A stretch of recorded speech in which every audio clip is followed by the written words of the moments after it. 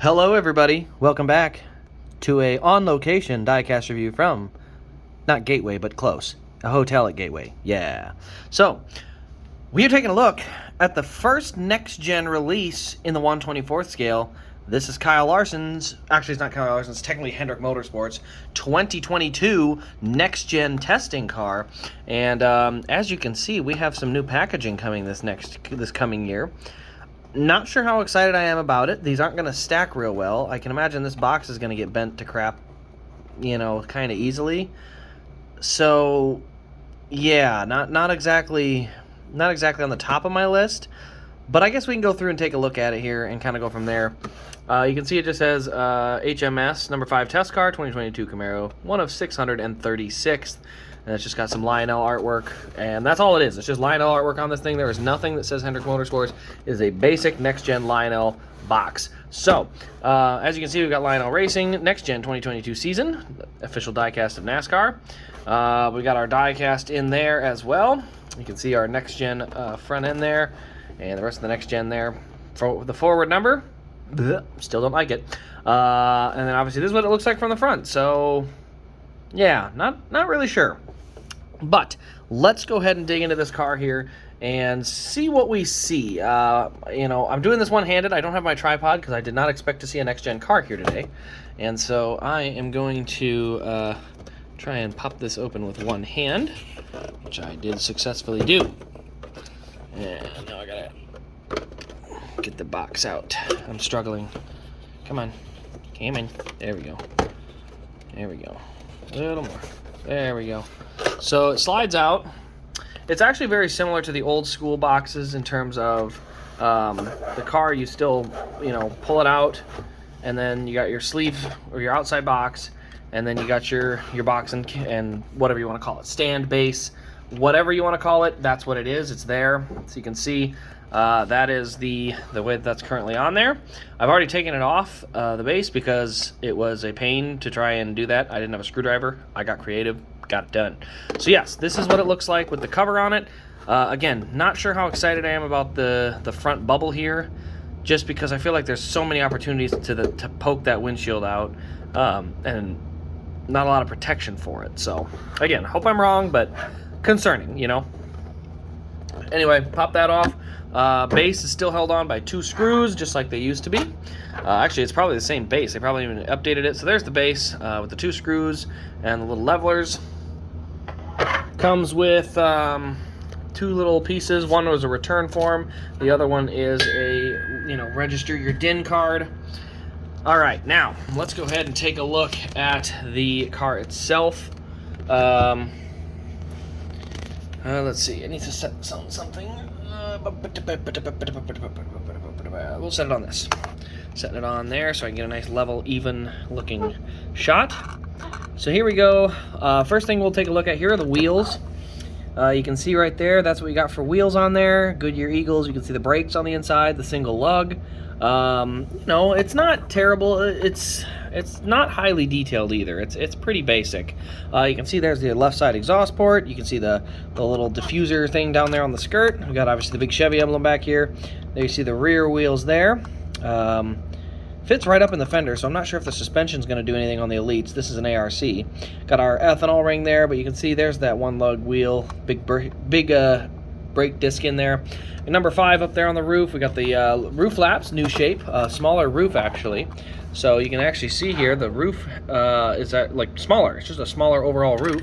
But you can see those pop open. You can see there's some clear spots there. I don't know if that's just because it's a test car or if that's something that is kind of by design.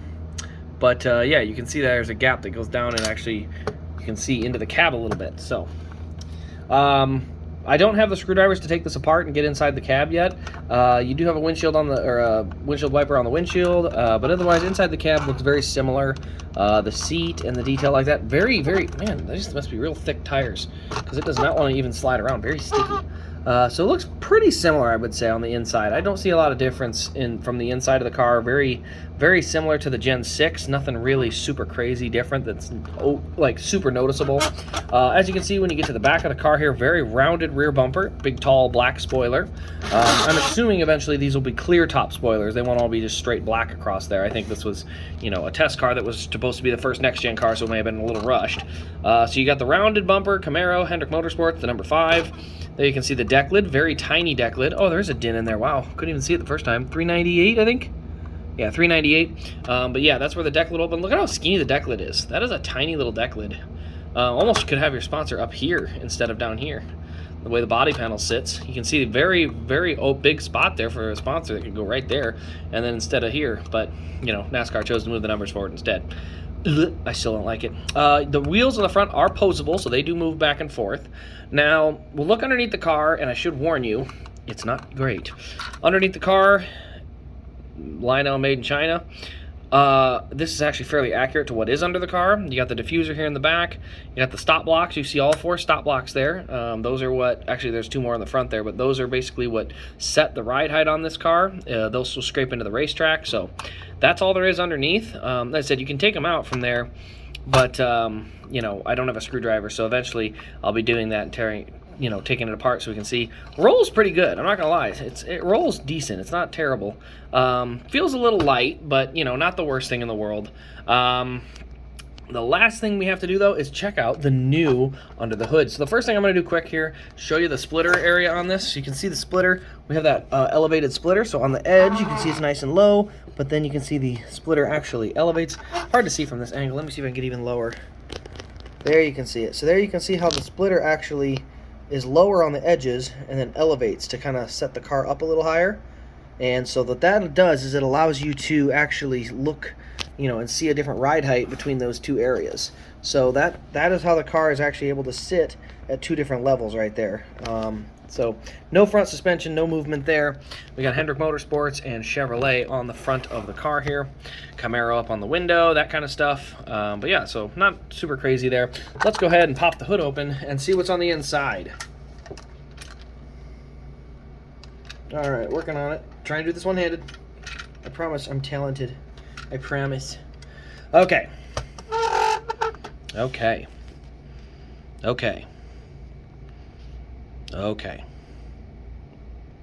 Wow. I am blown away by the stellar detail inside this car. Yeah, no, it's pretty bad. This is essentially an Xfinity engine from last year in those Gold Series cars that Xfinity runs.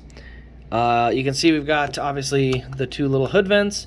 We got this little piece here for there. I think that's the air intake that goes up through the grill there. I'm not sure what that, I think that's what this is. But other than that though, it is a plastic block. I mean a literal plastic block. Look at this. There is nothing but a plastic block in this engine. It is not good. It is not good. I can't, you know, I can't be any more honest than that. This is not good detail. So I do not know what the elites will be, but this is not good. This is really bad. That engine detail is garbage. Now, not everybody, and hardly anybody, I should say, has the hood open on their cars. That's fair. But when you pay for detail, you pay for detail. This, not great. I mean, that's very lackluster. Black, silver. That's it. 2 colors. That's all you get. So that's pretty bad. I'm a little worried that the elites are going to be this year's ARC, where we have more colors in it. Nah. We need engine detail, because if that is what we're going to get, I'm sorry, that is unacceptable. So the engine detail is terrible. Maybe they'll put a better engine in at some point, but I wouldn't trust it. So engine, not good. Undercarriage of the car, not good. Very, very basic. I mean, that feels very cheap. Now, what I will say, when everyone, you know, it does feel cheap. It does feel really, really cheap. But what I will say is the parts that are harder to get details corrected on. The decals are always tough. The windshield banners, that is a tough thing. When you can get windshield banners corrected, that's a tougher piece to get correct. The spoiler, obviously this is just a plain black one. I assume we'll have a clear tipped spoiler. If we don't, that is another scratch, but they need to get these clear tip spoilers. They need to have that correct. because otherwise this car is irredeemable. I said the roof flaps are fine. I don't really see too big of an issue there. But, you know, the wheels, honestly, it doesn't look bad. You know, from just standing back at it, it doesn't look too bad. You know, just on the outside.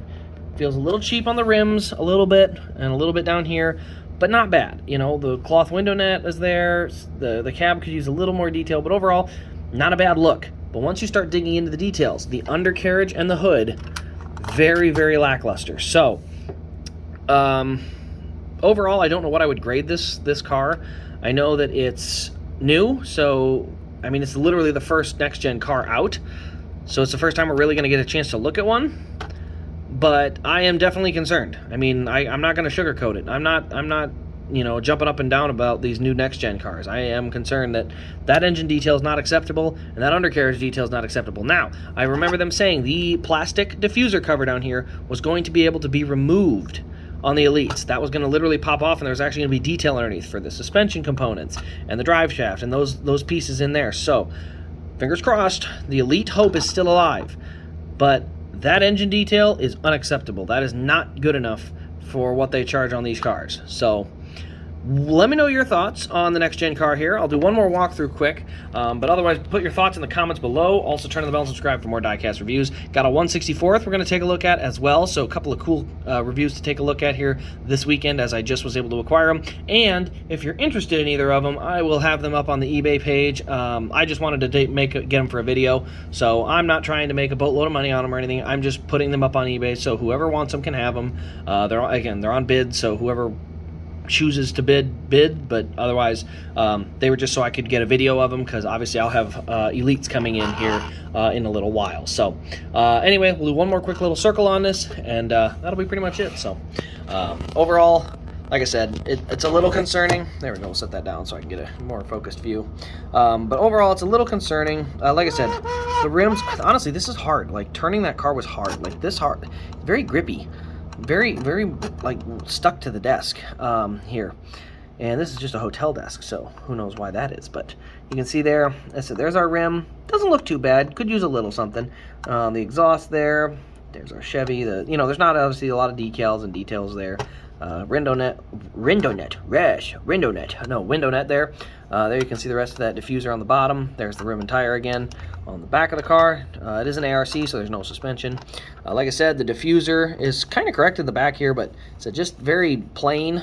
Just, I don't know, you don't have that undercarriage detail. Although theoretically you don't have it in the current ARC either, so I guess it's not that big a deal. I just, as an Elite guy, I like that. So there's our rear bumper there, the curved rear bumper with Hendrick Motorsports and the number 5. There's how tall the spoiler height is supposed to be this year. A little tall. It actually needs to be shorter. They did end up going to a shorter spoiler before the season started, so this should be shorter. Should actually basically eliminate this part here and just be the height back here. So you can see how it's a multi-layer spoiler. It should just be the lower part. That should be the correct height of the spoiler. But yes, then we got our Chevy emblem here. You can see where there's the rear corner panel, and then very big fenders there, or, you know, kind of the way it bubbles out. Tiny deck lid. I will say that is something. Very small deck lid. You can see the slots in the rear window for ventilation right in here. And then there actually isn't the slot in the front windshield yet, but I'm guessing those will be added later on. Exhaust on that right side again. Opposable front wheels. We'll go back around to the roof. Take a look at the number. It's a smaller roof. You can see that roof is narrower. It's shorter. So it's still just as long, but it is a smaller roof than what we had in the Gen 6 era. And there you can see the roof flaps there. And then, yeah, we'll go ahead and one more time look under the hood. But very, very disappointing. I didn't bring any ARCs to compare it to, but I can compare it side by side with an Elite, just for giggles. I'll probably grab an Elite here to stick alongside it. Why not? Go big or go home. We'll grab my a car I got signed today at an appearance from Chase Elliott. All right.